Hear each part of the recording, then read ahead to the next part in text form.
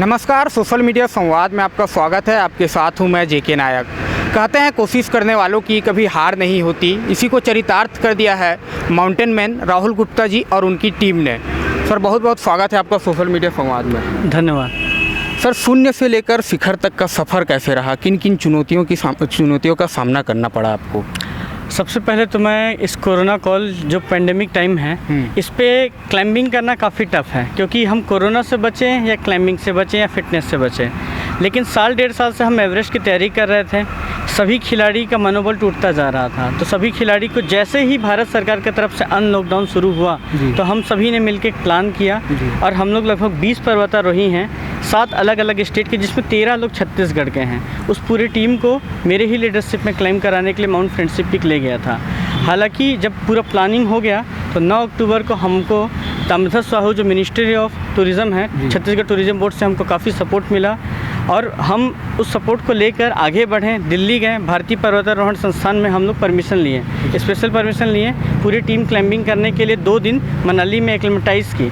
16 अक्टूबर से हमारी क्लाइंबिंग शुरू थी, पर हालांकि हमने 17 अक्टूबर से क्लाइंबिंग शुरू की और 17 अक्टूबर से लेकर 21 अक्टूबर तक हिमाचल प्रदेश में स्थित सोलांग वैली में माउंट फ्रेंडशिप पीक, जो कि 5279 मीटर का है, लगभग 17-18 हज़ार फीट की हाइट है। तो इस प्रकार से हम लोग 21 अक्टूबर को पूरी की पूरी टीम में से कुछ सदस्य जो हम टीम को सबमिट कराएं और पूरी टीम के नाम पे अचीवमेंट लाएं, वो जो सुनहरा दिन था वो 21 अक्टूबर को 11 बज के सुबह 8 बजे का था, जब हम लोग चोटी पे थे। और छत्तीसगढ़ की तरफ से, पूरी भारत सरकार की तरफ से, भारत की तरफ से हम कोरोना वॉरियर को सैल्यूट कर रहे थे। इसी मैसेज के साथ हम तिरंगा और अपना बैनर पोस्टर लेके गए थे।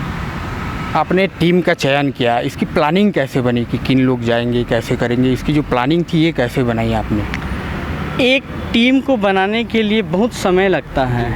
एक इंसानों का इंडिविजुअल बिहेवियर मैटर करता है, डिसिप्लिन मैटर करता है, क्योंकि पर्वतारोहण एग्रेसिव स्पोर्ट्स नहीं है, ठंडे दिमाग वाले लोगों का है। अब पर्वतारोहण के लिए जब मैं टीम सेलेक्ट किया था तो 1.5-2 साल से ये प्रोसेस चल रहा था। छत्तीसगढ़ से कई लोग थे जो माउंटेनियरिंग में अपना कैरियर बनाना चाहते थे। इसी प्रकार से बाहर के भी कई इंस्टीट्यूट के थे, कुछ प्रोफेशनल्स थे जो साथ में क्लाइंबिंग करना चाहते थे कि एक मौका माउंटेन मैन के भी साथ मिलना चाहिए। अब जो वो प्लानिंग था 1.5-2 साल से जो कंटिन्यू चल रहा था, धीरे धीरे टीम बिल्डअप हो रही थी, तो मुझे लगा कि पेंडेमिक टाइम पे सबका मनोबल टूट रहा है, शायद इस साल एवरेस्ट हम ना जा पाएँ।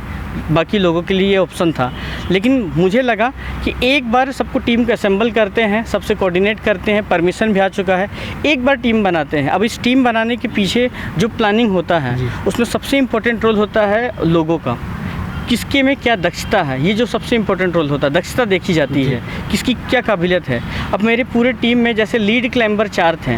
लीड क्लाइंबर जो रूट ओपन करते हैं और रूट को क्लियर करते हैं, जिसमें छत्तीसगढ़ से एक लड़के लीड क्लाइंबर थे, एक थे रोहित, ममता, और साथ ही साथ 2 दिल्ली से और पंजाब से थे, जिनका नाम विनीत सोखी और पंपोज कौशिक जी हैं, जो लीड क्लाइंबर थे, जो फ्रंट से लीड किए।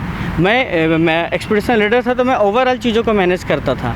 अब उसके बाद जो हमारे रेडियो पे हमारे साथ कुमार संभव जी थे, जिनको रेडियो का नॉलेज अच्छा था, तो सभी टीम को रेडियो सिखाना और कैसे वॉकी टॉकी यूज़ करते हैं, कैसे हम एक दूसरे को मैसेज रिसीव करते हैं, तो उनका महत्वपूर्ण इंपॉर्टेंट रोल रहा है। क्योंकि इतनी बड़ी टीम को सिर्फ रेडियो का ही मैनेज किया जा सकता है उस पर्टिकुलर हाइट पे, क्योंकि वहाँ कोई भी कम्युनिकेशन का साधन नहीं रहता।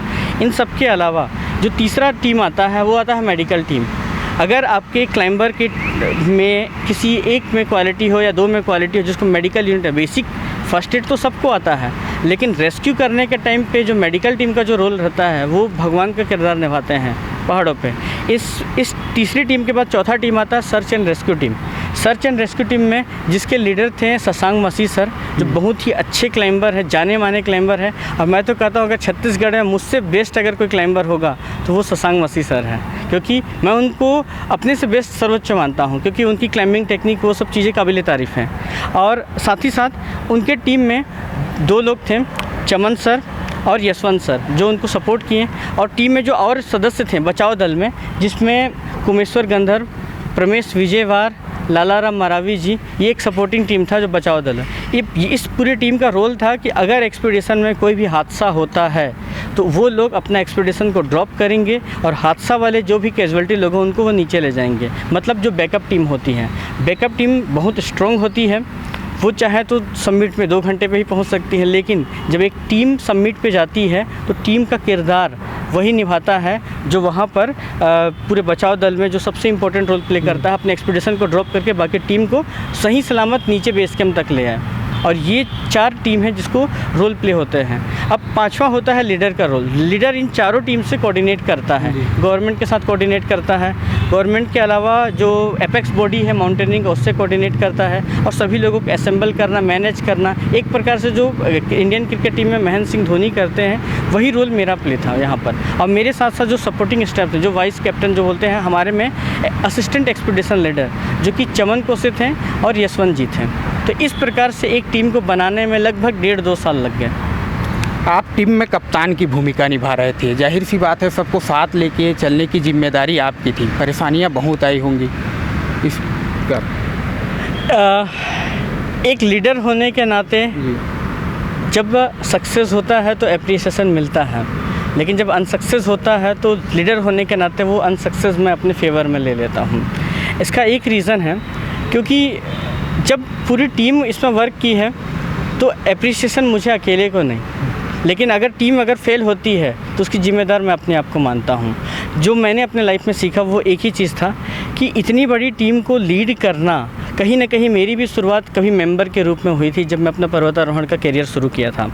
तब मैं सीखा गलतियों से अपने और अपने सीनियरों से सीखा, वही आज मेरे को अपने जीवन में एक डिसिप्लिन सिखाया।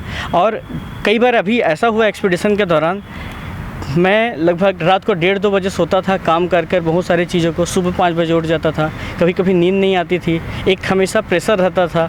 उस प्रेशर को मेरी टीम ने कितने अच्छे से डिवाइड किया और उसमें बहुत ही अच्छे से उन्होंने मैनेज किया, सपोर्ट किया।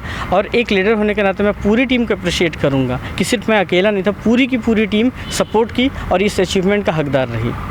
जी, इसका जो मुख्य उद्देश्य था ये कोरोना वॉरियर्स का चोटी पर चढ़कर सम्मान करने का था। कोरोना काल में बहुत सी जो काम काज थे प्रभावित हुए, लेकिन आपको रोकने में असफल हो गया ये कोरोना वायरस। ये आपके जो जज्बा है कहें या और कुछ कह सकते हैं? कोरोना के बारे में हम 6 महीने लगभग 6 महीने से सुन रहे थे, पढ़ रहे थे।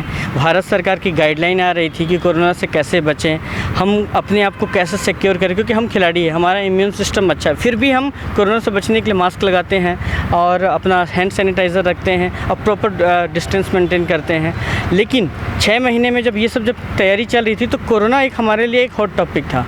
हमारी सदस्य एक सुमन थी, जसपुर की एक पर्वतारोही थी, वो हाल फिलहाल में ही 2-3 महीने पहले कोरोना पॉजिटिव हो गई थी।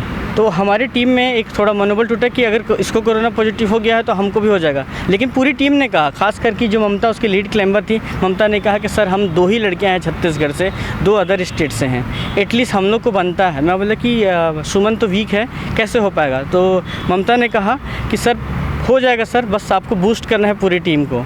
और फाइनली 2 महीने के बाद पूरी टीम में से ममता को स्पेशल ट्रेनिंग दी गई। 2 महीने के बाद वो कोरोना नेगेटिव होकर अपने इम्यून को बिल्डअप की और सुमन ने ठाना कि फाइनली मुझे फ्रेंडशिप पीक चढ़ना है, अगर नहीं चढ़ पाऊंगी तो एटलीस्ट नीचे से आऊँगी, लेकिन मैं अपना टेस्टिंग ज़रूर करूँगी कि क्या मैं फ़िट हूँ कि नहीं। और फ्रेंडशिप पीक पे वो चढ़कर सुमन के साथ और बाकी जो लीड क्लाइंबर्स हैं उनके साथ चढ़कर उसने एक बहुत अच्छा मैसेज दिया और सबके साथ एक बहुत अच्छा था कि हम लोग इतने लोग जो पर्वतारोही हैं हर बार इंडिया को कुछ ना कुछ मैसेज देते हैं तिरंगा के साथ। इस बार तिरंगा के साथ साथ अपना सैल्यूट भी रहेगा कोरोना वॉरियर को, और उसमें से अगर एक कोरोना पॉजिटिव पेशेंट ठीक होकर जो कि माउंटेनियर है अगर वो सैल्यूट करे तो उससे बड़ा भाग्य और नहीं हो सकता। ममता जी, सबसे पहले चोटी पे कौन कौन लोग पहुँचे, उसके बारे में आप बताइए विस्तार से। जी, 21 तारीख को हम लोग 11:08 में सुबह हम लोग चोटी पे पहुँचे। और चूँकि हम लोग एक टीम लेके गए थे तो माउंटेनिंग में ऐसा कोई कुछ नहीं होता कि कौन पहले पहुंचा या कौन बाद में पहुंचा। पूरी टीम को सबमिट कराना एक टास्क रहता है। तो आगे की टीम होती है, कुछ बैकअप की टीम होती है, तो पूरे एक साथ सपोर्टिंग में ऐसे पहुंचते हैं। और एज अ लीड क्लाइंबर मुझे मौका मिला था लीड करने का। लीड क्लाइंबर का वर्क रहता है कि वो जो रास्ता होता है उसे खोले, कि क्योंकि वहाँ पे बर्फ़ होती है पूरी, पता नहीं रहता कि किधर से जाना है, कहाँ से जाना है। तो हमारी टीम में 4 लीड क्लाइंबर थे, रोहित सर थे और एक पंजाब से पंपोज सर थे और एक दिल्ली से विनीत सर थे। तो चारों ने हम मिलकर वहाँ पे लीड क्लाइंबिंग का क्लाइंबर एज अ वर्क किया और बहुत ही अच्छा हम लोगों ने पूरी टीम को सबमिट कराया। राहुल सर का नेतृत्व था और बस बहुत ही अच्छा एक्सपीरियंस रहा वहाँ का। आपकी जो एक दोस्त थी वो कोरोना संक्रमित हो गई थी, उसके बाद भी आपने हौसला टूटने नहीं दिया। उनकी रिपोर्ट पॉजिटिव आई, 2 महीने तक आपने इंतज़ार किया, नेगेटिव आने के बाद साथ में लेकर जी। गए। वो कैसा था वो मोमेंट, आप बताइए। जी, वो बहुत ही मतलब मन से उनका मनोबल टूट गया था कि मैं नहीं कर पाऊँगी। सब ने उन्हें निराश कर दिया था कि तुम कोरोना पॉजिटिव थी, क्या करोगी, तुम नहीं चढ़ पाओगी, ऐसा करके। लेकिन हमने उनको बिल्डअप किया कि नहीं आप कर सकती हो, क्योंकि उन्होंने पहले से ही तैयारी की हुई थी। तो अच्छी डाइट ली उन्होंने और ट्रेनिंग ली साथ में। फिर हम लोग गए, वहाँ जाने के बाद भी वो निराश थी, फिर भी पूरी टीम का as a support family type था कि सभी ने उन्हें प्रोत्साहन दिया कि आप कर सकती हो। फिर सपोर्ट से, और लीड क्लाइंबर तो थे ही साथ में और बाकी बैकअप टीम थी, तो एज अ पूरी टीम उनको सपोर्ट किया गया और फिर वो चढ़ पाई वहाँ तक। माउंटेन पे जब आप चढ़ रहे थे, आपको किन किन परेशानियों का सामना करना पड़ा?